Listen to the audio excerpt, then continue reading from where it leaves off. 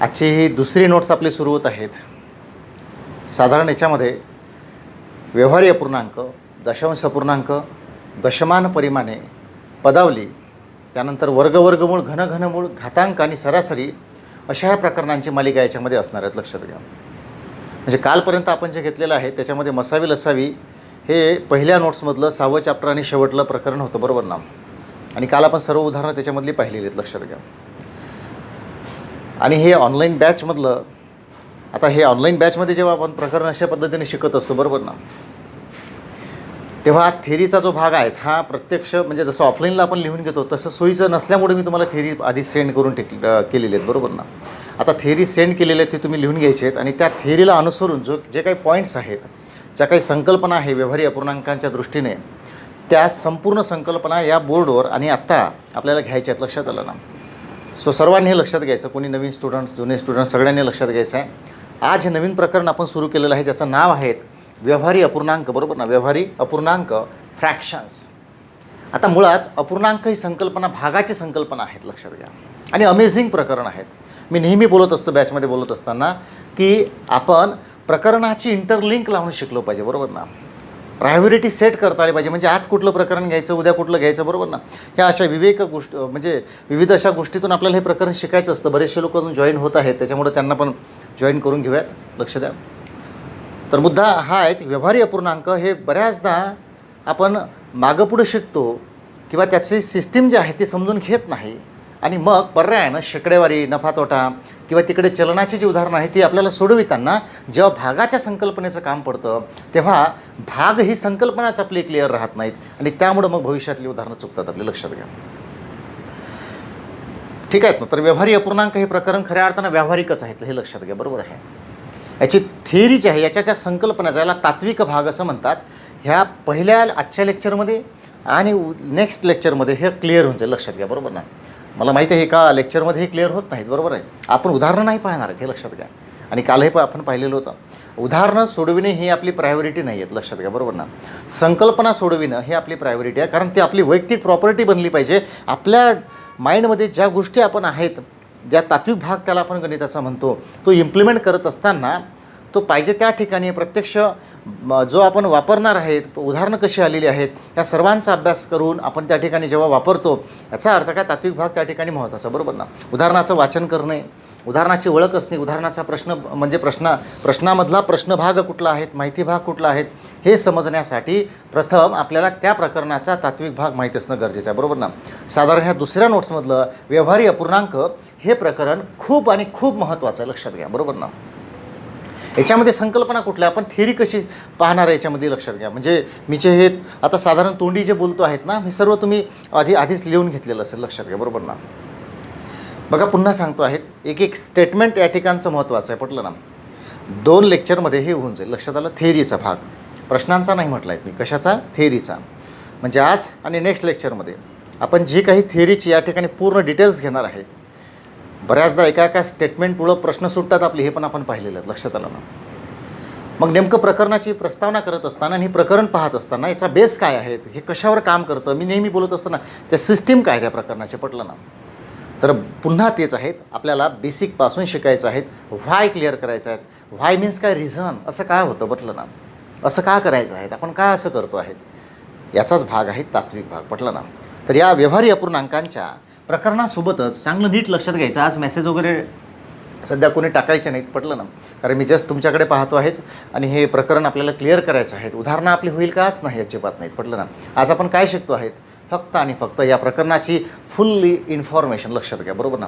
नेमकं आहे तरी काय प्रकरण, कारण आपण केवळ उदाहरणं सोडवायला हातात घेतली तर प्रकरण समजणार नाही. खऱ्या अर्थानं व्यवहारी अपूर्णांकांचं जे पोटेन्शियल आहेत, खऱ्या अर्थानं व्यवहारी अपूर्णांक हे प्रकरण काय आहे नेमकं हे समजण्यासाठी त्याचा तात्विक भाग समजणं गरजेचं आहे. लक्षात घ्या, बरोबर ना. मग याची थेअरी कशी सेट करायची आहे किंवा थेअरी कशा पद्धतीनं मी घेणार आहेत, तोंडीच घेणार आहे, कारण ते आधीच मी तुम्हाला सेंड केलेलं आहे तुम्हाला लिहिण्यासाठी, बरोबर ना. तर प्रथम दर्शनी आपण याच्यासोबत म्हणजे याच्या पॅरलल म्हटल्यापेक्षा खऱ्या अर्थानं संख्याज्ञानाच्या काही संकल्पना आहेत. बघा आपण शिकलो होतो, बरोबर ना. तुम्हाला आठवत असेल पूर्णांक संख्या, थोडं मागं जाऊयात आपण. पूर्णांक संख्या लक्षात घ्या. त्यानंतर घेतलं होतं आपण परिमेय संख्या, त्यामध्ये घेतलं होतं आपण परिमेय संख्या, रॅशनल नंबर्स. लक्षात घ्या, एक घेतलं होतं पूर्णांक संख्या, दुसरं पूर्णांक संख्यानंतर घेतलं होतं परिमेय संख्या. जस्ट दोनच या ठिकाणी मी संख्याज्ञानामधले पॉईंट्स घेतलेले आहेत, बरोबर ना. थोडं विस्तारमध्येच घेणार आहेत आज. लक्षात घ्या, ऑफलाईनही बॅच असली तरी आपल्याला 2 लेक्चर लागतात तात्विक भाग समजून घ्यायला. कारण प्रकरणाच्या मुळाशी जाऊन त्याचं विश्लेषण जोपर्यंत आपण करणार नाहीत, अरे प्रकरण समजणं गरजेचं आहे मित्रांनो. बघा, उदाहरणं समजणं महत्त्वाचं नाहीत, बरोबर ना. बऱ्याचदा हे असं बोलल्यामुळं कधी वावगं वाटतं की नाही सर उदाहरणंच तर महत्त्वाचे आहे. तसं नाही. उदाहरणं सोडविताना जी संकल्पना आपल्याला लागतं ती पहिल्यांदा प्रकरणाच्या सुरुवातीलाच आपल्याला पाहायची असते. लक्षात घ्या, बरोबर ना. सो क्लिअर आहे ते. बघा, आता पूर्णांक संख्या आणि परिमेय संख्या आपण खऱ्या अर्थानं पाहतो आहेत व्यवहार्य पूर्णांक. व्यवस्थित रितसर ऐका, खूप चांगल्या पद्धतीने ऐका. जेवढं जास्त ऐकणार तेवढं जास्त समजेल. पटलं ना. आणि महत्त्वाचं आहे, एखाद्या एक्झामला नाही आला तरी चालेल, परंतु कधीतरी एखाद्या एक्झामला येत असेल म्हणून आपण घ्यायचं आहे ते. पटलं ना. लक्षात आलं की नाही आलं. सो भागाची संकल्पना आहेत. हे नेहमी आता काही शब्द तुम्ही आधी ऐकलेलेच आहेत लेक्चरमध्ये, बरोबर ना, लाईव्ह लेक्चरमध्ये. भागाची संकल्पनामध्ये का म्हणजे काय, नेमकं कसं काम करते, प्रत्यक्ष हे वापरायचं कसं आहे, त्या सगळ्या गोष्टी आपल्याला पाहिजे, बरोबर ना. तर बघा, आता भागाची संकल्पना साधारण हे जर क्लिअर असेल तर तिकडे आपल्याला मोठे मोठे जे प्रकरणं आहे, शेकडेवारीसारखे, नफातोटासारखे, काळकामासारखे, त्या ठिकाणी आपल्याला अपूर्णांकांचा वापर करता येतो. म्हणजे भाग ही संकल्पना त्या ठिकाणी येते. लक्षात घ्या. पण खऱ्या अर्थानं आज जे आपण शिकतो आहेत मग त्याची पायाभरणी आपल्याला इथंच करणं गरजेचं आहे ना. पटलं की नाही पटलं. मी पुन्हा सांगतो आहे, हे प्रकरण म्हणजे खूप महत्त्वाचं आहेत आणि हे केल्यामुळं पुढचे बरेचसे प्रकरणं तुमचे खूप सहज आणि सहज सोपे होते. लक्षात घ्या, बरोबर आहे. हा वापरायचं कसं, कुठलं स्किल कशा पद्धतीनं आपल्याला वापरायचं आहे, हा नंतरचा भाग आहे, तो आपण घेणारच आहेत बॅचमध्ये. पटलं ना. पण आज जे आपण रन करतो आहेत त्या पार्टला आपण पाहतो आहेत. हा व्यवहार्य अपूर्णांकाचा पार्ट जो आपण पाहतो आहे त्याला इंग्रजीमध्ये फ्रॅक्शन्स असं म्हणतात. लक्षात घ्या. सर्व सविस्तर पाहणार आहेत. मी फक्त प्रकरणाची प्रस्तावना करतो आहे. एक एक संकल्पना आपल्याला डिटेलमध्ये घ्यायची आहेत. लक्षात आलं ना. साधारण 2 लेक्चरमध्ये हे होऊन जाईल. लक्षात घ्या. आजच्या पहिल्या लेक्चरमध्ये अर्धा तात्विक भाग होऊन जाईल आणि नेक्स्ट लेक्चरमध्ये तात्विक भाग होऊन जाईल अर्धा, बरोबर ना. तर पूर्णांक संख्या आपण शिकलो होतो संख्याज्ञान भाग 1 मध्ये आणि परिमेय संख्या शिकलो होतो संख्याज्ञान भाग 1 मध्ये. लागोपाठच ह्या 2 झालेल्या होत्या, बरोबर ना. थोडं आठवत असेल तर लक्षात घ्यायचं. रिसर, बरोबर ना. आता हे आठवणं गरजेचं का आहेत, कारण पूर्णांक संख्या आणि अपरिमेय संख्या हे दोन्हीही भाग लक्षात आलं. कारण मुळात परिमेय संख्यांच्या संकल्पनेमध्ये आणि परिमेय संख्यांच्या व्याख्यांमध्ये आपण पाहिलं होतं, ज्या संख्या समूहामध्ये पूर्णांक, लक्षात घ्या बरं, ज्या संख्या समूहामध्ये पूर्णांक आणि अपूर्णांक, नीट लक्षात घ्यायचं, ज्या संख्या समूहामध्ये पूर्णांक आणि अपूर्णांकाचा समावेश होतो त्याला परिमेय संख्या असं म्हटलं जातं. चांगलं नीट ऐकायचं, रिव्हिजन पण होऊन जाईल या माध्यमातून, बरोबर ना. म्हणजे याचा अर्थ पूर्णांक संख्या आणि अपूर्णांक ह्या दोघांचा समावेश होतो परिमेय संख्यांमध्ये. म्हणजे याचा अर्थ हे क्लिअर झालं, हा मोठा पार्ट नाही झाला का त्या दृष्टीनं, बरोबर ना, परिमेय संख्यांचा. म्हणजेच आज जे आपण व्यवहार्य पूर्णांक शिकतो आहे, व्यवहार्य पूर्णांक जे शिकतो आहेत, यापूर्वी आपल्याला खऱ्या अर्थानं परिमेय संख्या म्हणजे काय शिकणं गरजेचं आहे. मग त्याच्या तात्विक भागाचं ॲनालिसिस आपल्याला करता येईल, बरोबर ना. अर्थ सोपे आहेत, लक्षात घ्या, बरोबर आहेत. आणि खऱ्या अर्थानं शाब्दिक उदाहरणंसुद्धा यामध्ये दमदार असते. लक्षात आलं ना. उदाहरणाचे सेट आपल्याला या ठिकाणी तयार करता येतात. लक्षात घ्या. प्रायोरिटी सेट करता येतो. आधी कुठली उदाहरणं घ्यायची, नंतर कुठली उदाहरणं घ्यायची, ह्या सगळ्या बाबी या ठिकाणी अंतर्भूत आहेत. पटलं ना. सो आपल्याला रिसर्च जायचं आहे. आजचं हे प्रकरण आहेत व्यवहार्य अपूर्णांक. त्याला इंग्रजीमध्ये फ्रॅक्शन्स असं म्हणतात आणि हिंदीमध्ये भिन्न असं म्हणतात. लक्षात घ्या, बरोबर ना. काय म्हणतात, भिन्न. तर या संपूर्ण प्रकरणाचं डिटेल्स म्हणजे माहिती, त्याला तात्विक भाग असं म्हणतो आपण, तो आपल्याला आत्ता पाहिजे आहेत. पटलं ना. तर मी सुरुवात करतो आहे आपल्या ह्या तात्विक भागाला. रितसर आणि व्यवस्थित लक्ष द्या. तर पुन्हा एकदा व्यवहार्य अपूर्णांकामध्ये जे काही महत्त्वाचे पॉईंट्स आहेत तिथं घ्यायचेच आहेत, परंतु नावातच प्रकरणाचा अर्थ लपलेला आहे. लक्षात घ्या. व्यवहारी हा शब्द थोडा बाजूला ठेवा. पटलं ना. बऱ्याचदा हे असं बोलत असताना, तात्विक भाग बोलत असताना, मी काल पण बोललो आहे, तर कालच्या लेक्चरमध्ये सुद्धा आपलं झालं होतं, किंवा याच्या आधी पण बऱ्याचदा झालेलं आहेत, उदाहरणं सोडविणे हे आपल्या अकॅडमीची प्रायोरिटी नाही आहे. त्याच्यामुळं बऱ्याचदा उदाहरणं सोडविण्यापेक्षा विश्लेषण हे फार महत्त्वाचं आहे. पटलं ना. अर्थ लावणं हे फार गरजेचं आहे. अर्थ लागले पाहिजे, मग मजा येतं प्रकरणं सोडवायचे, बरोबर ना. अपूर्णांक ही संकल्पना कशी आहेत बघा. आता माझ्या हातात पेन आहेत, बरोबर ना. आपण डायग्राम वगैरे उद्याला काढणारच आहेत उद्याच्या लेक्चरमध्ये, बरोबर ना. हा पेन आहेत. आता भागाची संकल्पना मी याच्यासाठी म्हटलेलं आहेत, हा पूर्ण आहेत. लक्षात घ्यायचं. पूर्ण म्हणजे कंप्लीट पार्ट, बरोबर ना. Complete part. आता याचं असं बाहेर काढलं, बरोबर ना. हे जे आहेत ना, याचे 2 भाग असे केलेले आहेत. हा छोटासा भागाचा बाहेर काढलेला आहे. लक्षात घ्या. हा एक विशिष्ट भाग होता. हा 1 पार्ट, कंप्लीट पार्ट. लक्षात घ्यायचं. बरोबर. खूप अतिशय सोप्या भाषेत समजून सांगतो आहेत व्यवहार्य अपूर्णांकांच्या डेफिनेशन. थोडं चांगलं लक्षात आहे, कारण ऑलरेडी सगळे जे लोक जोडलेले आहेत आता ऑनलाईन बॅचला, हे सर्व नवीन लोक आहेत. तुमच्यासाठी हे प्रथम म्हणजे प्रथम लेक्चर आहे ते व्यवहारीय अपूर्णांकांचं. त्याच्यामुळे तुम्ही डॉट टू डॉट व्यवस्थित समजून घ्यायचं. बघा, दॅट इज कम्प्लीट पार्ट, बरोबर ना. हा काय आहे, सध्या पूर्णांक आहेत, लक्षात घ्यायचं. म्हणजे या ठिकाणी याचं खंडन झालं का नाही, रिसर ऐकायचं. परत सांगतो, कारण थेअरी समजणं गरजेचं आहे, अर्थ लागणं गरजेचं आहे, मग कुठंतरी शाब्दिक उदाहरणाचे आपल्याला बेस समजतात. पटलं ना.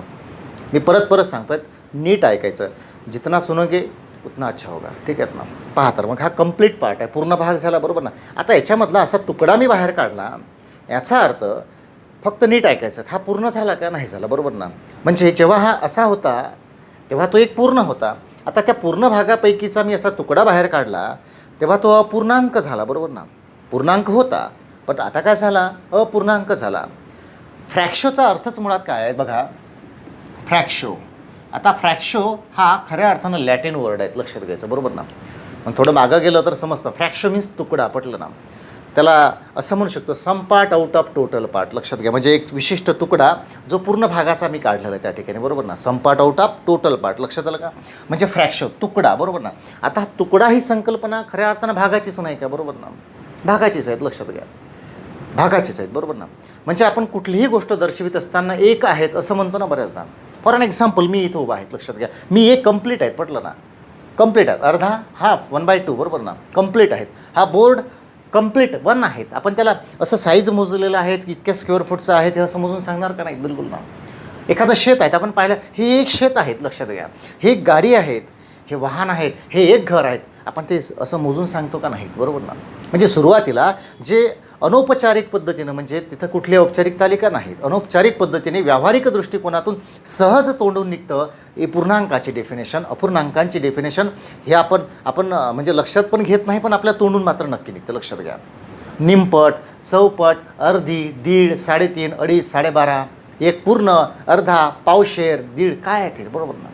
दैनंदिन जीवनामध्ये हे सर्व परिमाण आपण वापरत असतो, म्हणूनच त्या प्रकरणाला, म्हणूनच याला आपण व्यवहारीय अपूर्णांक असं म्हणतो, लक्षात घ्या. खऱ्या अर्थाने व्यवहारीय अपूर्णांकांची ही व्याख्या मुळात इथूनच जन्माला आली असेल असंही म्हणायला हरकत नाही, लक्षात घ्या.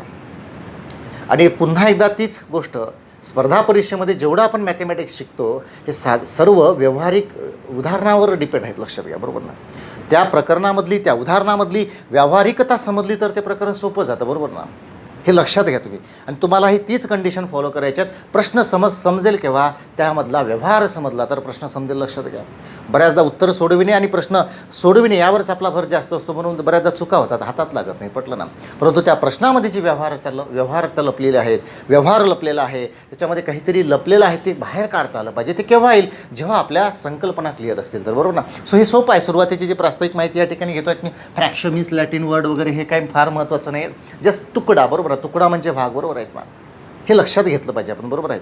म्हणजे काय आहेत नेमकं बघा. आता फॉर एन एक्झाम्पल, आपल्याकडे 50 एकर शेती आहे, नीट लक्षात घ्यायचं. आपण अजून सुरुवात नाही केली बरं प्रकरणाला, लक्षात घ्या. एक तोंड ओळख सांगतो आहे व्यवहारीय अपूर्णांकांची, मग आपण खऱ्या अर्थानं जो घ्यायचा पार्ट आहे त्यामधला जे काही पॉईंट्स आहेत ते आपण घेऊयात. जस्ट एक तोंड ओळख झाली पाहिजे, कारण प्रस्तावना करणं हे फार महत्त्वाचं आहे, लक्षात घ्या. 50 एकर शेती आहे साधारण, लक्षात द्या. एकडे बीकडे म्हणजे साधारण आपण 3 या ठिकाणी जर मांडले तर याला 10 एकर शेती दिलेली आहेत, लक्षात घ्या. याला 20 एकर शेती दिलेली आहेत, बरोबर आहे. याला परत 15 एकर शेती दिलेली आहे. आणि डी नावाचा एक आहे, त्याला 5 एकर शेती दिलेली आहे. म्हणजे 20, 10, 30, 30 आणि 20, 50 एकर शेती दिलेली आहेत. फक्त शब्द न शब्द व्यवस्थित आहे का, व्यवहारी अपूर्णांकांची संकल्पना व्यवस्थित समजेल तुम्हाला, पटलं ना. शब्द न शब्द व्यवस्थित आहे का, लक्षात घ्या. आता खऱ्या अर्थानं जेव्हा हे 50 एकर शेती होती ती एक पूर्णांकच आहेत, लक्षात आलं ना. ती पूर्णांकच आहेत, लक्षात घ्या. पूर्णांकच आहेत, कारण कंप्लीट पार्ट आहे तो, लक्षात आलं ना. मग तेव्हा आता काय झालं, ABCD मध्ये त्याचं विभाजन झालेलं आहे, लक्षात घ्या. मग एकडे आलेली शेती 10 झाली, बीकडे आलेली शेती 20 झाली, सीकडे आलेली 15 एकर झाली आणि डीकडे गेलेली 5 एकर झाली, बरोबर आहे. विभाजन झालं आहे त्या ठिकाणी, बरोबर ना. आता विभाजन झालं असल्यामुळं चांगलं लक्ष द्या, वाक्य फार महत्त्वाचे आहे त्या ठिकाणची. मी जे बोलतो आहे, जे स्टेटमेंट वापरतो आहे त्यावर थोडं लक्ष देण्याचा प्रयत्न करा. बघा, आता याच्या दृष्टीनं हे 10 एकर आणि हे 20 एकर याच्या दृष्टीनं, हे 15 एकर याच्या दृष्टीनं आणि हे 5 एकर याच्या दृष्टीनं, हे सर्व पूर्णांकच आहेत. नीट लक्षात घ्यायचं, मी काय बोलतो आहे लक्षात घ्या. काय आहे, पूर्णांकच आहे. जेव्हा मी ABCD यांचा वैयक्तिक विचार करेल तेव्हा त्यांच्या वैयक्तिक दृष्टिकोनातून ती शेती म्हणजे त्यांची पूर्णांक शेती झाली, बरोबर ना. कारण पूर्णांक वैयक्तिक आहेत ना, तो कंप्लीट पार्ट आता.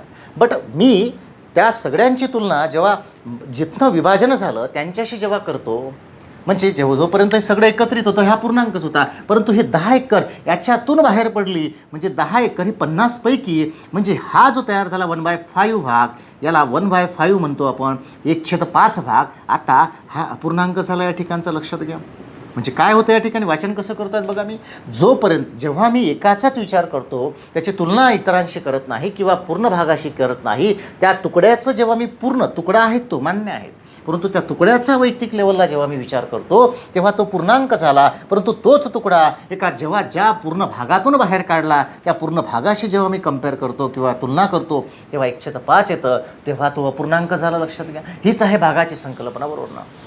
भागाची संकल्पना म्हणजे शेती 50 एकर, एक पूर्ण, त्याला असं म्हणू शकतो आपण, बरोबर ना. एक पूर्ण आहे, तो पूर्ण भाग आहे तो, बरोबर आहे. मग हे जे आहे तसं आता 20 निघालेले साधारण या ठिकाणी 20 किती, मग 50 जर बाहेर काढला तर 2/5 भाग याच्याकडे आलेला आहेत, लक्षात घ्या. साधारण इथं 15 दिलेले आहेत, 15/50 म्हटल्यानंतर 5 3 15, 5 10 50 म्हणजे 3/10 शेती याच्याकडे आलेले आहेत बघा. 5/50 म्हटलं तर 5 1 5, 5 10 50 इथं म्हणू शकतो आपण, 1/10 त्याच्याकडे आलेले, म्हणजे साधारण 1/10, 3/10 या ठिकाणी 2/5 आणि 1/5 हे जे भाग आलेले आहेत.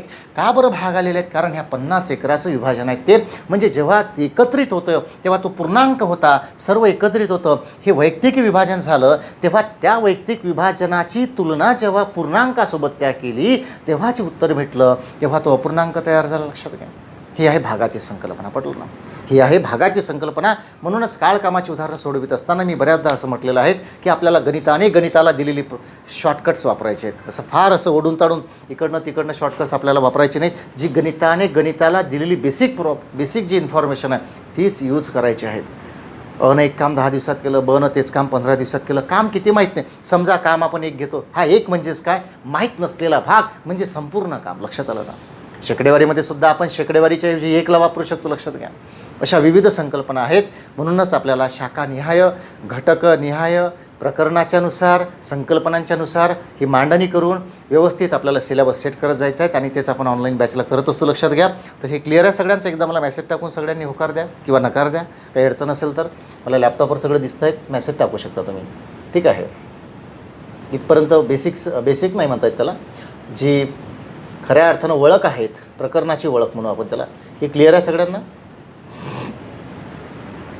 Yes or no?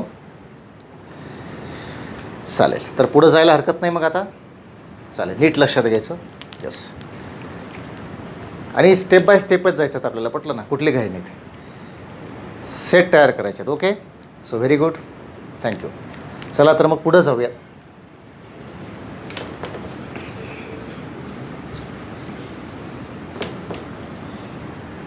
चला पुढं जाऊयात. बघा आता व्यवहारी अपूर्णांक आपण पाहतो आहेत, बरोबर ना. तर आजच्या लेक्चरमध्ये पहिल्यांदा आपल्याला शिकायचं आहे परिमेय संख्या. तत्पूर्वी पूर्णांक संख्या आपल्याला एकदा क्लिअर करून घ्यायच्या, ठीक आहेत ना. तर व्यवस्थित लक्ष द्या. पूर्णांक संख्या बघा आता पूर्णांक संख्या म्हटल्यानंतर आपण पाहिलेलं आहेत ही संख्या रेषा आहेत, बरोबर ना. साधारण या ठिकाणी 0 1 2 3 4 and 5, -1 -2 -3 हे या साईडला वाढत जातात, सगळ्यांना माहीत आहेत. धन पूर्णांक संख्या +1ने वाढतात, ऋण पूर्णांक संख्या -1ने वाढतात. संख्यारेषा आपण पाहिलेल्या शिकलेलो आहोत, बरोबर ना. या संख्या झालेल्या आहेत पूर्णांक. प्रॉपर नीट लक्ष द्यायचं आहे. ज्या संख्या समूहामध्ये 0 धनसंख्या आणि ऋणसंख्यांचा समावेश होतो त्यांना आपण पूर्णांक संख्या असं म्हणतो, बरोबर ना. काय म्हणतो? पूर्णांक संख्या असं म्हणतो, लक्षात घ्या. एक सेकंद, यांना ॲक्सेप्ट करू द्या. चला, पूर्णांक संख्या, बरोबर ना. थोडं पुढे येतोय मी, चांगलं फक्त लक्ष द्या, पटलं ना. या ठिकाणी परिमेय संख्यांची मी व्याख्या लिहितो आहे, फक्त चांगलं लक्ष द्या सगळ्यांनी. परिमेय संख्या येही कोणतीही पूर्णांक संख्या आहे व बी ही कोणतीही शून्यत्तर पूर्णांक संख्या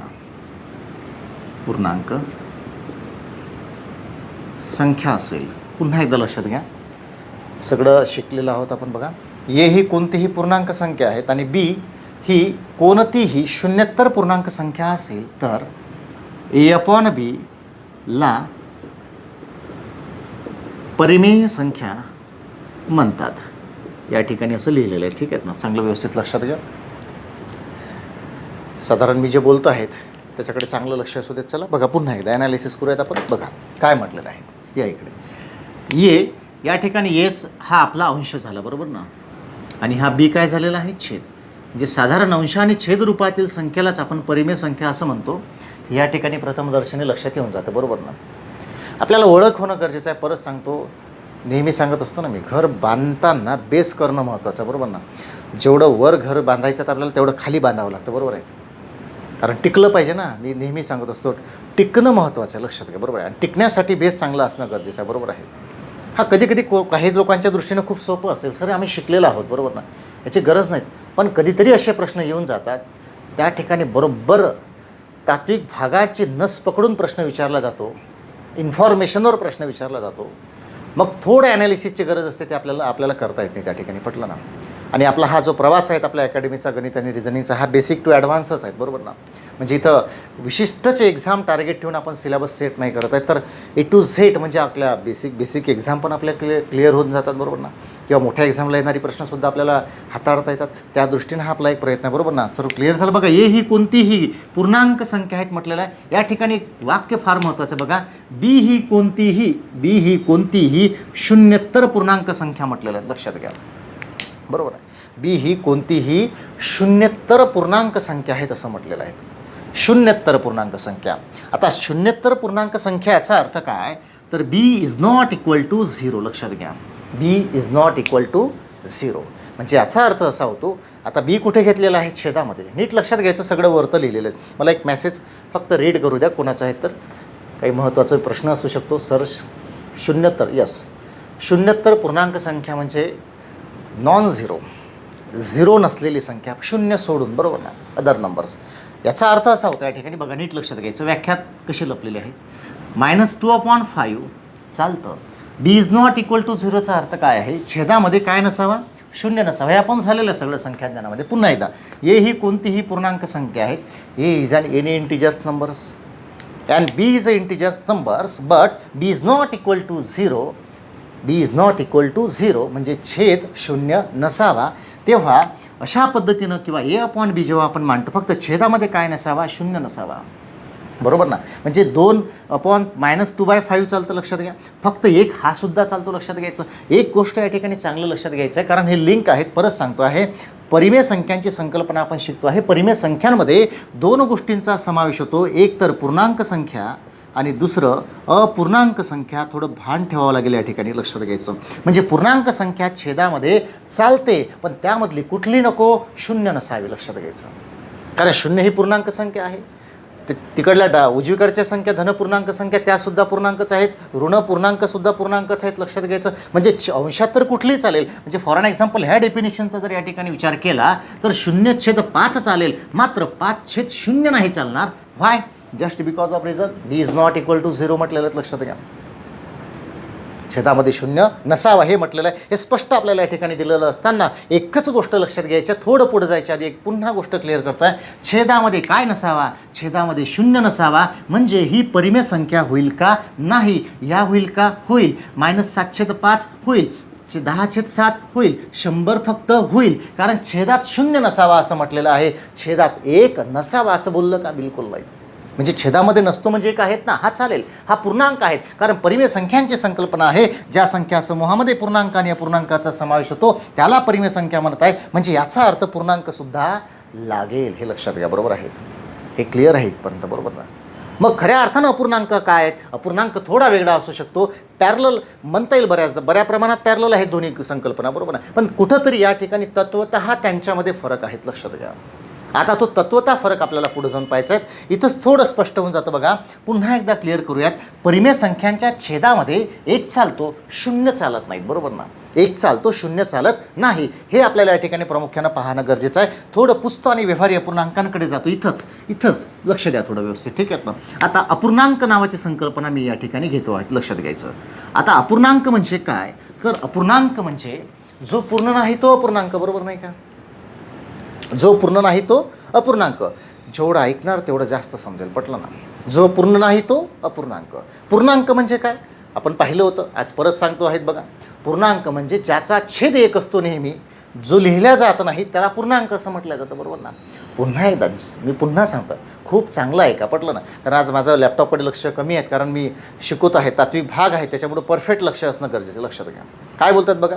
तुमचे मेसेज थोडे आज कमी टाका तुम्ही, कारण समजून घेणं फार गरजेचं आहे, पटलं ना.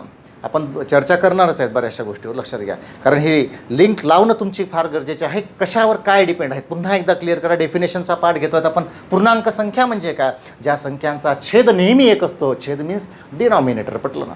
त्याला पूर्णांक संख्या असं म्हटलं जातं, इंटिजर्स नंबर्स, लक्षात घ्या. हा झाला पाठ. मग आपण या ठिकाणी म्हटलेलं आहे पूर्णांकांचाही समावेश होतो आणि अपूर्णांकाचाही, त्यालाच परिमेय संख्या असं म्हटलं जातं. मग आज जे आपण व्यवहारी अपूर्णांक शिकता आहोत, म्हणजे अपूर्णांक म्हणजे काय, साहजिकच आहेत. साधारण या ठिकाणी मी जे 2/5 वगैरे या ठिकाणी लिहितात बघा. आता 2/5 लिहिलेलं आहे, साहजिकच आहेत. -3/7 लिहिलेलं आहेत, लक्ष द्या. 1/5 लिहिलेलं आहेत आणि या ठिकाणी चुकून मी -7 लिहिलेलं आहेत, नीट लक्षात घ्यायचं. चुकून म्हणा किंवा हेतुपुरस्पर म्हणा, ठीक आहेत ना. आता पूर्णांक संख्यांची डेफिनेशन आहे की ज्याचा छेद एक असतो तो पूर्णांक होतो. परिमेय संख्यांची डिमांड अशी आहे की छेदात फक्त 0 नसावा. परिमेय संख्या मोठं आहे, थोडं आपल्याला डायग्राम थ्रू समजून घेता येईल बघा. परिमेय संख्या म्हणजे काय, इथंच घेतलेलं आहे. पूर्णांक प्लस अपूर्णांक ह्या दोघांचाही समावेश होतो परिमेय संख्यांमध्ये, बरोबर ना. साहजिकच आहेत ना, हे 2 घटक वेगळे असतील, लक्षात घ्यायचं. आपण वेन डायग्रामच्या मदतीनं आपण दाखवू शकतो. पूर्णांक आणि अपूर्णांक हे दोघा परिमेय संख्यांचा भाग आहेत, हे लक्षात घ्यायचं. म्हणजे प्रत्येक पूर्णांक संख्या ही अपूर्णांक असेलच असं नाही, कारण असणारच आहेत, हे लक्षात घेतलं पाहिजे. प्रत्येक अपूर्णांक संख्या, प्रत्येक पूर्णांक संख्या ही परिमेय संख्या असेल, मात्र प्रत्येक परिमेय संख्या ही वैयक्तिक अपूर्णांक असेल किंवा हे असेल असं नाही, कारण त्यामध्ये दोघांचाही समावेश होतो. बघा या ठिकाणी छेदामध्ये 5 आला, 7 आला, 5 आला, परत घेतला आहे, तो भाग नाही, पटलं ना. किंवा या ठिकाणी परत 1/5 लिहितो आहे, नीट लक्षात घ्यायचं. ही कुठलीही पूर्णांक संख्या आहेत, अंशामध्ये कुठलीही चालतं, लक्षात घ्या. But B is not equal to 0. छेदामध्ये 0 नसावा. छेदामध्ये 0 नाही अशी प्रत्येक संख्या परिमेय संख्याच असते, मात्र ज्या छेदामध्ये 1 आहे त्याला पूर्णांक म्हटलं जातं. मगाशीच पाहिलं आपण, ज्याच्या छेदामध्ये 1 आहे तो पूर्णांक होतो. मग ज्याच्या छेदामध्ये 1 आहे तो अपूर्णांक होईल का, नाही होणार. म्हणजे याचा अर्थ अपूर्णांकाची डेफिनेशन पाहत असताना छेदामध्ये 0 आणि 1 या 2 गोष्टी आपल्याला ठेवता येणार नाहीत, लक्षात घ्या. साहजिक आहेत ना. अरे 0 तर हा परिमेय संख्यांचीच डिमांड आहेत. 0 असेल तर परिमेय संख्याच होणार नाहीत. 0 नसावा ही त्याचीच गोष्ट सांगितली त्याने मगाशी. मग याचा अर्थ अपूर्णांक केव्हा होईल, जेव्हा छेदात 1 नसेल, हे 2 सोडून जेव्हा इतर गोष्टी असतील, इतर संख्या असतील, तेव्हाच त्याला आपण अपूर्णांक असं म्हणू शकतो. कारण जोपर्यंत छेदामध्ये 1 आहेत, आता 0ला विसरून जा थोडं, 0 नसावा हे क्लिअर झालं, पटलं ना. छेदामध्ये 0 नसावा हे क्लिअर झालं, मात्र जेव्हा जेव्हा 1 येईल तेव्हा तेव्हा तो पूर्णांक असेल, लक्षात घ्या. छेदामध्ये जेव्हा जेव्हा 1 येईल तेव्हा तेव्हा तो पूर्णांक असेल. याचा अर्थ अपूर्णांक म्हणजे काय, छेदामध्ये 1 पण नसावा तेव्हाच तो अपूर्णांक होईल ना. म्हणजे 5/1 लिहिलं तर 5च झालं ना छेदामधून, राईट. बट 5 मी जर 2 केलं तर 2.5 झाले ना. ते व्हॅल्यू कोण बदलेल, छेद. 1 असेल तर तेवढीच राहील.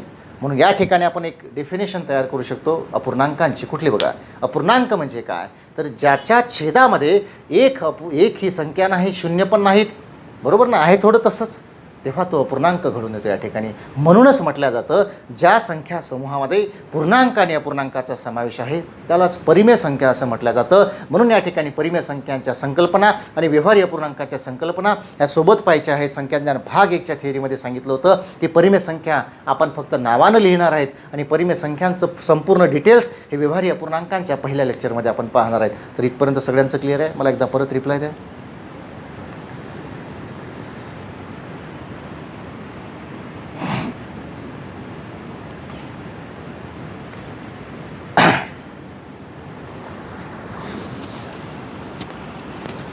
हां, थोडं व्यवस्थित नेटवर्कमध्ये वगैरे बसा. आपण परिमेय संख्यांच्या संकल्पना आपण आज घेतो आहेत, लक्षात घ्या. उद्या व्यवहारी अपूर्णांकांच्याच पर्टिक्युलर घेणार आहेत उद्याच्या नेक्स्ट लेक्चरमध्ये, कारण हे घेणं गरजेचं आहे. हे ॲनालिसिस नसेल तर आपल्याला उदाहरणं सोडविताना मजा नाही, कारण प्रश्न तात्विक भागावर जेव्हा येतात ना तेव्हा आपल्याकडे इन्फॉर्मेशन लागतं, लक्षात घ्या, बरोबर. सो क्लिअर आहे सर्वांचं, चालेल, very good, yes, very good, very good. चला तर पुढं जाऊ. ही झाली डेफिनेशन, व्याख्या या ठिकाणी घेतलेल्या, बरोबर ना. आता थोडं पुढं जाऊयात, लक्षात घ्या. व्याख्या तर क्लिअर झाली आहेत आपली, बरोबर ना. चला तर पुढं चला, हे पण पुसून टाकायचं काही गरज नाही राहिली याची. आता बघा, तर परिमेय संख्यांच्या समूहामध्ये पूर्णांक आणि अपूर्णांकाचा समावेश होतो, हे क्लिअर झालं बरोबर ना. आता माझे काही स्टेटमेंट आहेत ते चांगले लक्षात घ्या.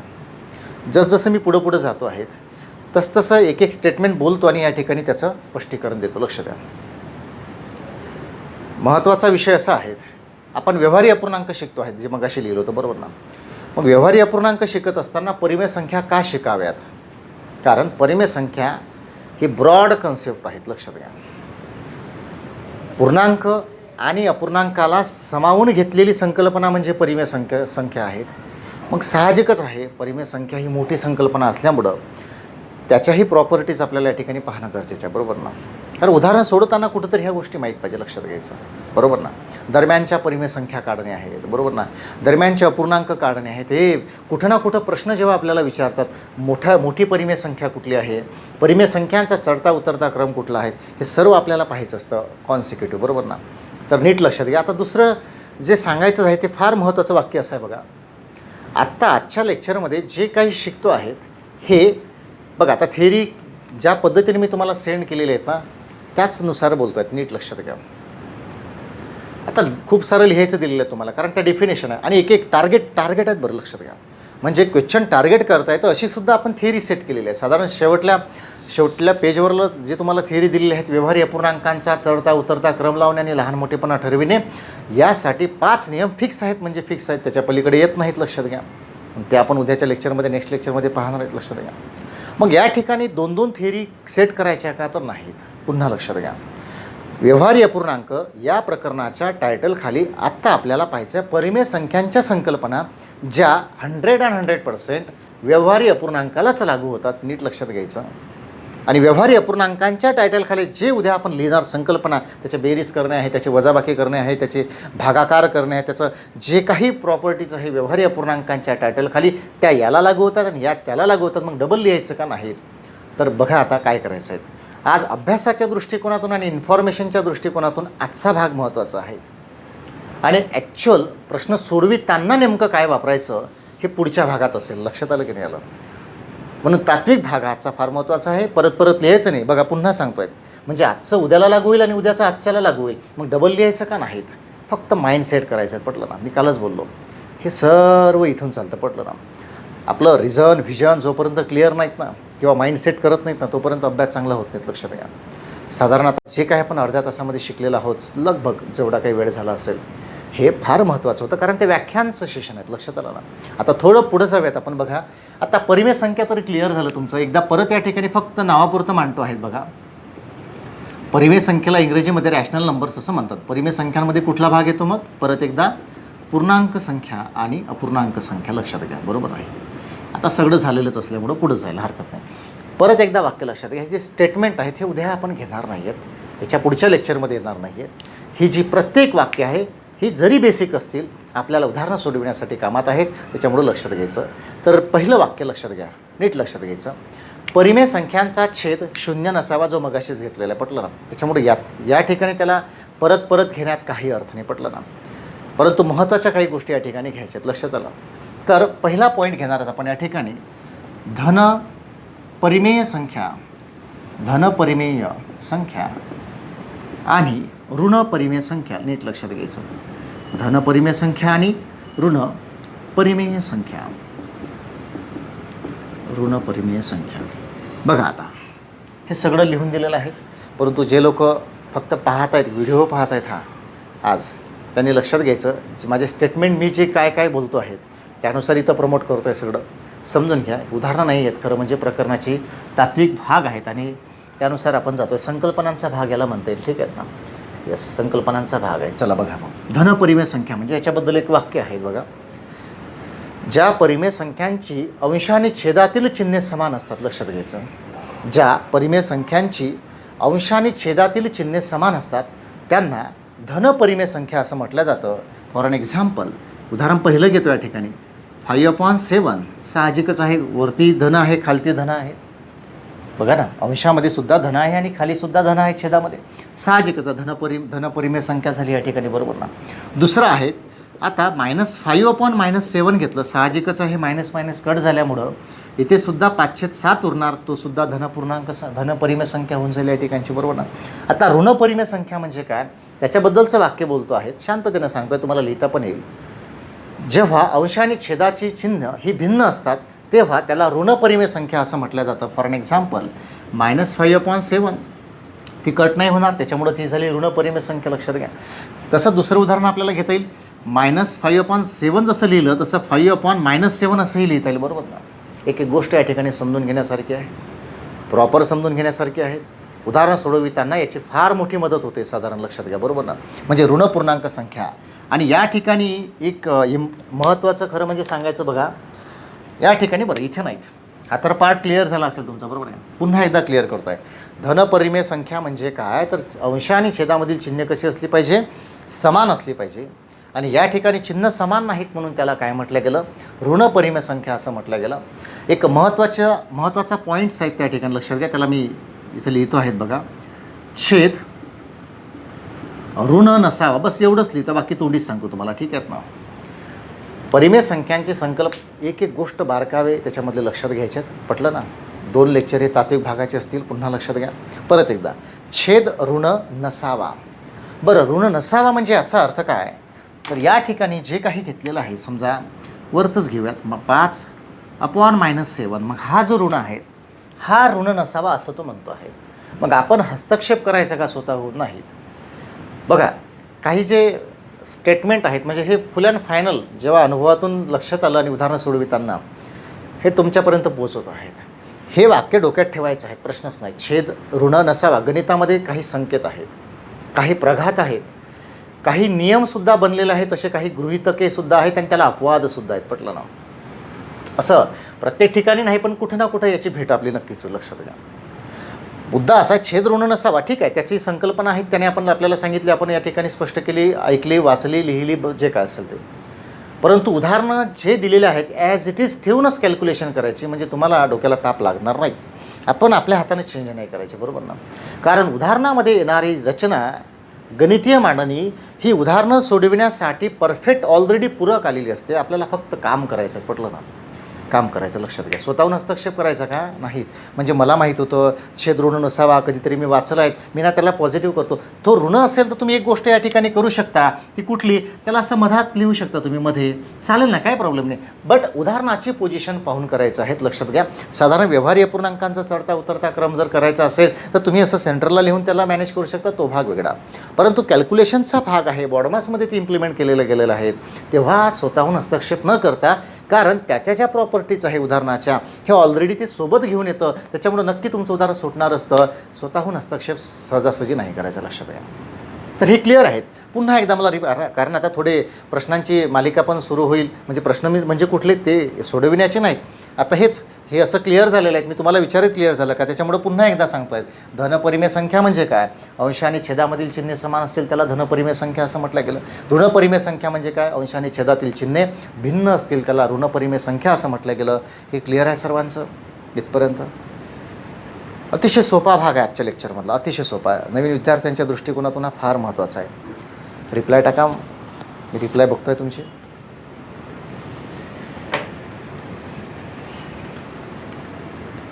ठीक आहे, व्हेरी गुड, व्हेरी गुड. ही दुसरी नोट सुरू झालेली आहे, सगळ्यांनी लक्षात घ्या. नवीन स्टुडंट असतील त्यांनी लक्षात घ्या. सेकंड नोट सुरू झालेली आहेत आपली मॅथमॅटिक्सची. खूप मोठी नोट्स आहे ती, लक्षात आलं का. मागच्यापेक्षाही खूप मोठी आहे, खूप सारे उदाहरणं आहे त्याच्यामध्ये. व्यवहारी अपूर्णांकांची उदाहरणं जवळपास 200+ आहेत, लक्षात घ्या. बॉडमासचे 200+ आहेत. खूप मोठे नोट्स आहेत, अमेझिंग चॅप्टर आहे सगळे आणि शिकण्यासारखे आहेत, दमदारसुद्धा आहे, पटलं ना. तर चला, पहिले ही संकल्पना होती, अतिशय बेसिक भाग आहेत, लक्षात घ्या. नॉलेजच्या दृष्टीने फक्त पाहायचं आहेत, पटलं ना. धनपरिमेय संख्या आणि ऋणपरिमेय संख्या आपण घेतलं. काही भाग अतिशय सोपा असल्यामुळे डायरेक्ट घेऊन टाकतात बघा, तोंडीच. आता असं पण शिकलं जातं बऱ्याचदा, साधारण 10/5 घेतलेलं असेल आणि इथे 5/10 घेतलं, जस्ट तोंडी सांगायचं आहे. त्याच्यामध्ये आपल्याला रमून बसायचं नाही त्या ठिकाणी. का बरं, कारण ते सोपं आहे, शाळेमध्ये आपण शिकलो होतं, लक्षात घ्या. एक तोंड ओळख घ्यायची आहे बघा. मी तुम्हाला नेहमी सांगत असतो, प्रवासाला निघालं नाही एकदा त्याचा आनंद घ्या, लुप्त होऊन जा, पटलं ना, लुप्त होऊन जा. थातूरमातूर शिकायचंच नाहीत आपल्याला, परत सांगतो आहेत. थातूरमातूर शिकायचंच नाही, टाईमपास नाही करायचा आहे. आपला प्रत्येक पहिला अटेम्प्ट हाच शेवटला कसा राहील याच्यावर जास्त फोकस करत चला. पटलं ना. आपली एक बॅच ही शेवटली बॅच कशी असेल याचा विचार करत चला. आपलं प्रत्येक लेक्चर बॅचमध्ये शिकताना हे शेवटचंच असेल याचा प्रत्यक्ष विचार करायला पाहिजे. हा ॲटिट्यूड आहेत. पटलं ना. मी तुम्हाला नेहमी सांगतो, जोपर्यंत आपला ॲटिट्यूड आपण चेंज नाही करत ना तोपर्यंत आपल्याकडे येणारे जे यश आहेत हे थांबून जातात. लक्षात आलं का. कारण तुम्ही स्वतः तयार पाहिजे पहिल्यांदा. लक्षात घ्या. सगळ्या गोष्टी तर आपल्याकडे नक्कीच येतील. पटलं ना. हे कसं शिकायचं, काय शिकायचं जड नाहीत बरं. हे सर्व माइंडसेट आहे. पटलं ना. तुम्ही सोपं कसं करता त्याला हे सगळं तुमच्या माइंडवर डिपेंड आहे. पटलं ना. तुम्ही जो चष्मा लावून त्याला पाहता तसे ते तुम्हाला जाणवेल. पटलं नाही. काही भाग हा खूप सोपा आहेत म्हणून त्याला सोडून द्यायचं का असं नाही. दिसला रस्त्याने पाहून घ्यायचा. आपला रस्ता तर पकडलेलाच आहेत आपण. बरोबर ना. आता याला अंशाधिक परिमेय संख्या असं म्हणतात आणि याला छेदाधिक. आपण ॲक्च्युली हे शब्द शाळेमध्ये अपूर्णांकाच्या बाबतीत शिकलेला आहोत. लक्षात घ्या.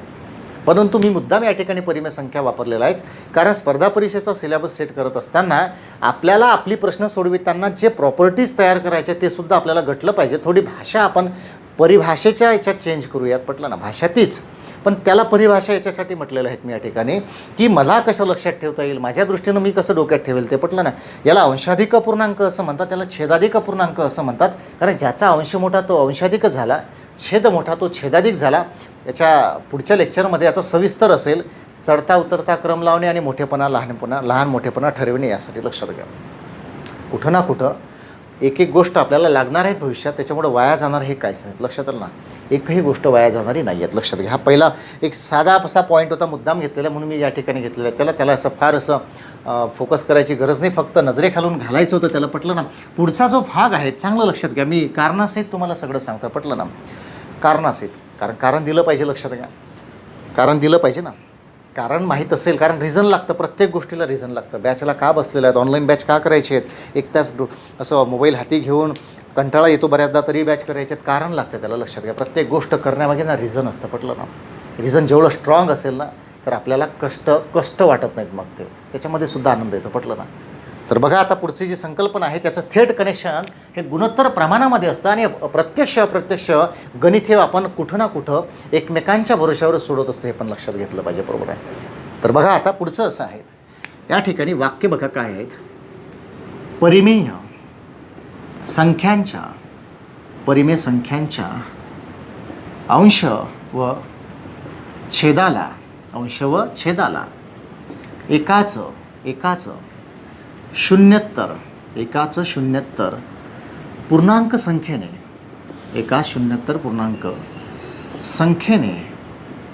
गुणले अथवा भागले असता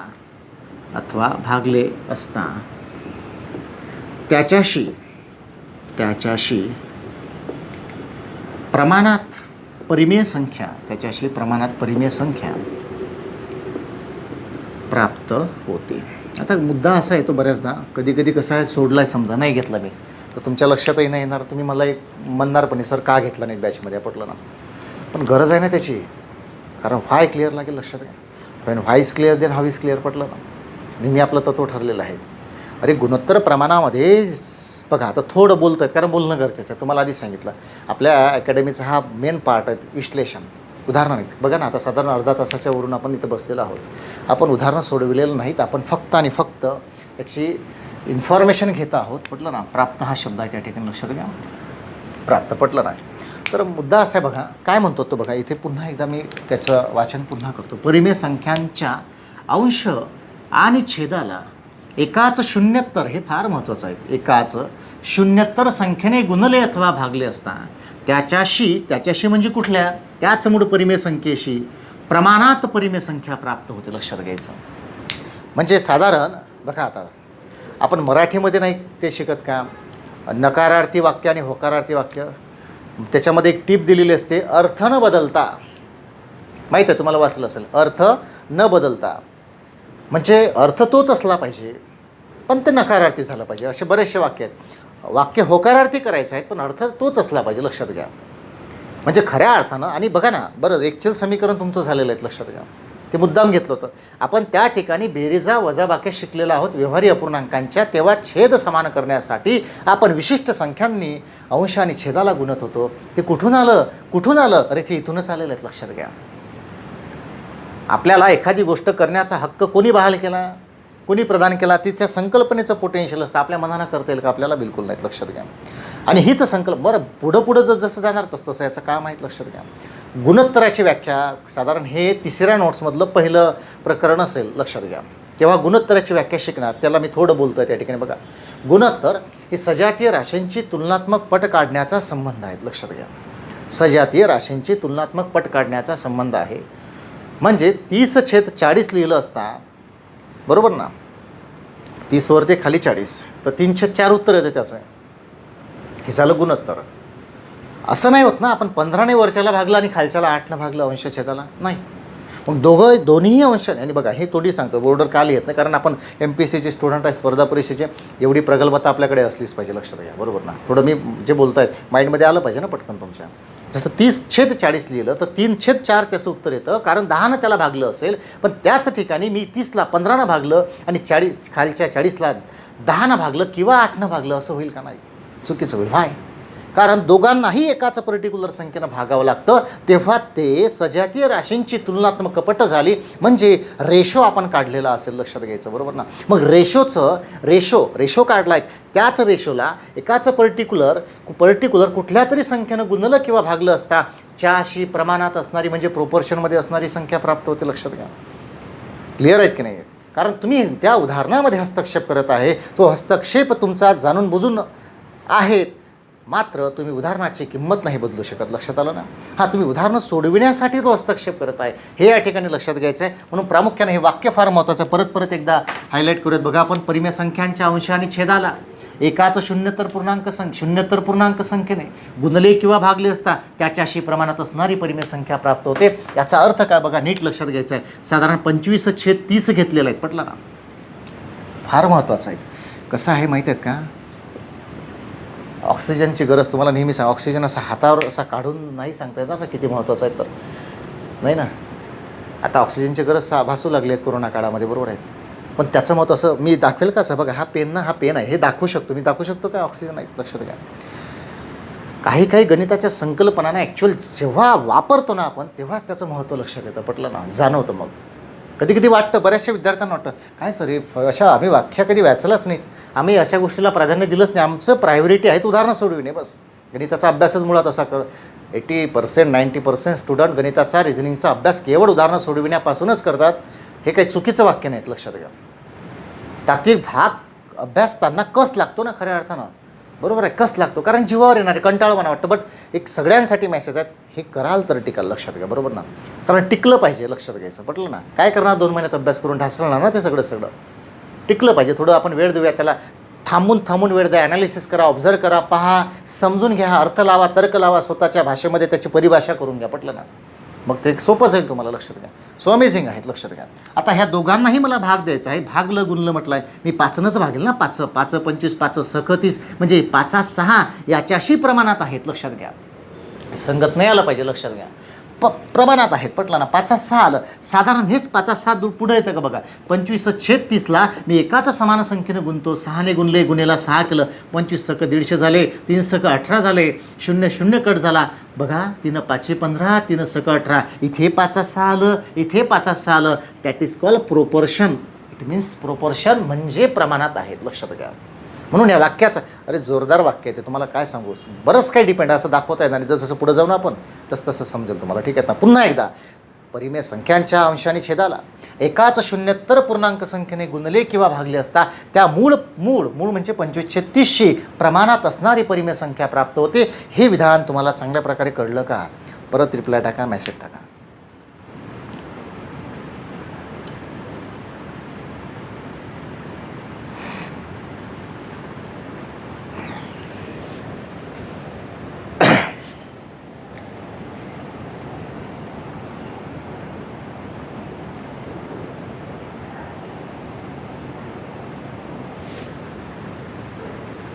काय हरकत नाही, बढिया. चला, सगळ्यांचे धन्यवाद. तुम्हाला समजलेलं आहे, तुमचा रिस्पॉन्स आहेत, व्यवस्थित आहेत, म्हणजे बघा ना, कोणाला अडचण नाहीत, ठीक आहे, काय अडचण नाही. पुन्हा एकदा रिपीट करतो आहे माझ्याकडनं. बघा, कुठल्याही एकाच संख्येनं भागलं असेल किंवा गुणलं असेल, बस एवढंच, तर येणारं जे उत्तर असेल, जे काय असेल, what ever. For an example, या ठिकाणी 25 आणि 30ला गुणलं मी 6ने, तेव्हा मला जे 150 आणि 180 वाटलं की नाही, हे आणि हे प्रोपोर्शनमध्ये आहेत असं म्हणायचं आहे. आता प्रोपोर्शनमध्ये आहे केव्हा ठरवायचं, तर जेव्हा त्याचं गुणोत्तर तुम्ही काढता. गुणोत्तर म्हणजे भागता 5/6 आलं, इथे हे 5/6 आलं, हे सारखं आलं, म्हणून याला असं म्हटलं जातं. हे क्लिअर आहे सगळ्यांचं. तर हा परिमेय संख्यांचा आपण आज जो पोर्शन पाहतो आहे हा या प्रकारे महत्त्वाचा आहे मित्रांनो. बघा, तर पुढं जाऊयात आपण. पुढचा पोर्शनही महत्त्वाचा आहे. ठीक आहे, पण खरंच गरज आहे ह्या सगळ्या गोष्टींची. आपल्याला काही जे महत्त्वाचे वाक्य आहेत जे इथं न घेता ते उदाहरणासोबत घ्यायचे आहेत, ते आपण तेव्हा घेणारच आहे. पटलं ना? तर चला मग आपण पुढचं बघूयात. आता या ठिकाणी तुलना करणे ही संकल्पना या ठिकाणी मी मांडतो आहे. लक्षात घ्या, तुलना करणे. आता तुलना करणे म्हणजे काय, याच्यामध्ये लहान मोठेपणा ठरविणे वगैरे वगैरे सगळे येतं. बरोबर आहे. अतिशय सोप्या भाषेत actual part direct counter attack करायचं आपल्याला. पटलं ना? स्पर्धा परीक्षेचं कुठलाच विषय शिकत असताना, कुठलाही विषय शिकत असताना तो परीक्षेमध्ये मार्क्स देण्यासाठी शिकतो आहेत, हे डोक्यात ठेवणं फार गरजेचं आहे. पटलं ना? कारण आपल्याला एक एक विषय असा इतका PhDच करून टाकायचं असं ठरवून जर गेलो तर आपला सिलेबस कधी कव्हर करू आपण. बरोबर ना? काउंटर अटॅक करणं पण शिकलं पाहिजे. बरोबर आहे. एक्झामला येणारा पार्ट कुठला आहे, मी त्याला कसं हिट करेल. पटलं ना? बरं, ठीक आहे, तो नाही जमलं तर जमलं, पण नेमकं संकल्पना वापरत असताना संकल्पनेमधला इम्प्लिमेंट करण्याचा भाग कुठला आहे आणि इलिमिनेट करण्याचा भाग कुठला हे पण आपल्याला कळलं पाहिजे. म्हणजे या ठिकाणी डायरेक्ट मी थोडक्यात घेतो आहे त्याला. बघा, A/B आणि C/D. येस, A/D आणि C/D या दोन परिमेय संख्या आहेत. नीट लक्षात घ्यायचं. बरोबर आहे. या दोन काय आहेत, परिमेय संख्या. एक प्रश्न आलेला आहे, मला फक्त बघू द्या. ओके, ठीक आहे, चला. तर बघा, आता परिमेय संख्या आहे, तुलना करणे. आता दोन्ही परिमेय संख्या A/B आहे आणि C/D आहेत. बरोबर ना? आता मुद्दा असा आहे, याचा लहान मोठेपणा ठरविणे म्हणजे काय, अतिशय सोपं आहे. पुन्हा सांगतोय, हा पाठ विद्यार्थ्यांना किचकट जातो, पण आजच्या एवढीच उदाहरणं असतील, दोनच अशी 5/6, 9/4 वगैरे, जे काय सोपं जाईल. उद्या आपण जे शिकणार नेक्स्ट लेक्चरमध्ये, त्यामध्ये 5-5 अपूर्णांक दिले असतील तुम्हाला, 5-5 परिमेय संख्या दिल्या असतील, तर मग काय व्हॅल्यू काढत बसणार का नाही. त्यासाठी 5 नियम आहेत जे पुढच्या लेक्चरमध्ये असेल. लक्षात घ्या, त्या शॉर्टकट आहेत, डायरेक्ट व्हेरीफाय करता येतं, तुम्हाला सोडवण्याची गरज राहणार नाही. बट बेस काय आहेत, बेस काय जो आपण शाळेमध्ये पाहिलेला आहे त्याला एकदा शिकूयात आपण. बघा, तर याचा बेस असा असतो. बघा, पहिल्या नंबरचा आहे A/B व C/D मध्ये. नीट लक्षात घ्या, A/B आणि C/D मध्ये लक्षात घ्यायचं. फार लिहित बसत नाही, कारण आधीच आपण बेस शिकलेला आहोत, व्याख्या घेतलेल्या आहे, त्याच्यामुळे लिहिण्याची गरज आहे का नाही. A/B आणि C/D मध्ये AD = BC असेल. AD = BC असेल म्हणजे AD = BC असेल तर A/B = C/D. म्हणजे दोन परिमेय संख्या आहेत. आपण लहान मोठेपणा तुलना करणे असं शिकतो आहोत. बघा, बरोबर ना? तेव्हा पहिला अंश आणि दुसऱ्याचा छेद असा तिरपा गुणाकार जर इक्वल आला, दुसराही तसाच आला, तर दोन्ही परिमेय संख्या अपूर्णांक समान आहे असं म्हटलं जातं. लक्षात आला? हा पहिला नियम झाला. दुसरा आहे A/B व C/D मध्ये. नीट लक्षात घ्या, जर AD > BC असेल, म्हणजे पहिला गुणाकार तिरपा मोठा आला असेल, तर या ठिकाणी A/B मोठा असेल C/D पेक्षा. लक्षात घ्या, तिसरा नियम तयार होतो या ठिकाणी. A/B आणि C/D मध्ये नीट लक्षात घ्यायचं, AD हा लहान आहे BC पेक्षा, तर साहजिकच आहे AB हा लहान असेल CD पेक्षा, दुसरा मोठा असेल. अतिशय स्पष्ट आहेत, काही टेन्शन नाही, सगळ्यांना माहीत असेल. पुन्हा एकदा, पहिला तिरपा गुणाकार आणि दुसरा तिरपा गुणाकार इक्वल असेल तर दोन्ही फ्रॅक्शन्स, दोन्ही परिमेय संख्या इक्वल आहे. जर पहिला गुणाकार हा मोठा आला असेल इथल्यासारखा, तर पहिला अपूर्णांक किंवा पहिली परिमेय संख्या मोठी आहेत. लक्षात घ्या. सेम दुसरा गुणाकार जर मोठा असेल या ठिकाणी, तर दुसरा मोठा आहेत. हे आपण उद्याला पाहणारच आहे डिटेलमध्ये.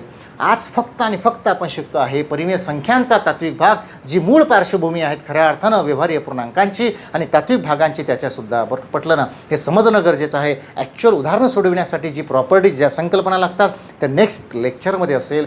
आजच्या या घडीला इथं एवढं जे आपण घेतलं आहे हे सगळ्यांना समजलं का? हाचा शेवटला पॉईंट आहे परिमेय संख्यांमधला व्यवहारीय अपूर्णांक नावाचं टायटल, आणि त्याच्याखाली काय शिकणार हे आपण बघूयात. फक्त व्यवहारीय, बघा मगाशी लिहिलं होतं प्रकरण कुठलं सुरू आहे, व्यवहारीय अपूर्णांकच. बट त्यामधलं हे जे पहिला छोटासा पार्ट होता व्यवहारीय अपूर्णांकामधलाच परिमेय संख्यांचा, हा सगळ्यांचा क्लिअर आहे? क्लिअर आहे, बिलकुल स्पष्ट आहेत. बरोबर ना? काय अडचण नाही कोणाला? चालेल. तर आपण नेक्स्ट लेक्चरमध्ये प्रत्यक्ष व्यवहारीय अपूर्णांक म्हणजे काय आणि त्याबद्दल खऱ्या अर्थानं जी काही प्रश्न आहेत त्यावर काउंटर अटॅक करायचं आहे. म्हणजे त्याला ज्या संकल्पना लागतात त्याच शिकणार आहेत. मित्रांनो, आपण हा जो पार्ट घेतलेला आहे व्यवहारी अपूर्णांकांमधलाच आहेत, हे क्लिअर असू द्या. फक्त त्याच्या पहिल्या प्रथमदर्शनी म्हणजे पहिल्यांदा व्यवहारी अपूर्णांकांच्या आधी खरंच घ्यावयाचा पार्ट होता तो म्हणजे परिमेय संख्या, कारण ही मूळ पार्श्वभूमी आहे, त्याचे लक्षात आलं ना. तर आता ॲक्च्युली प्रश्न सोडविताना जो आपल्याला लागतो तो व्यवहारी अपूर्णांकाचा नावानुसार घेऊयात आपण. भागाची संकल्पना म्हणजे काय, डायग्राम कशी काढायची, भाग म्हणजे काय, तुकडा म्हणजे काय, खऱ्या अर्थानं विभाजनाची संकल्पना म्हणजे काय, एक पूर्णांक हे कसं वापरायचं, अपूर्णांक कसा वापरायचं, शेकडेवारीमध्ये कसं इम्प्लिमेंट होतं, ह्या सर्व डिटेल्स आपल्याला नेक्स्ट लेक्चरमध्ये शिकायच्या आहेत. नेक्स्ट लेक्चरचा तात्विक आपण पाहणार आहेत. तर आजचा जो हा लेसन होता हा व्यवहारी अपूर्णांकाचा पहिला भाग होता. सो क्लिअर, सगळ्यांचं समजलेलं असेल. धन्यवाद. ठीक आहे.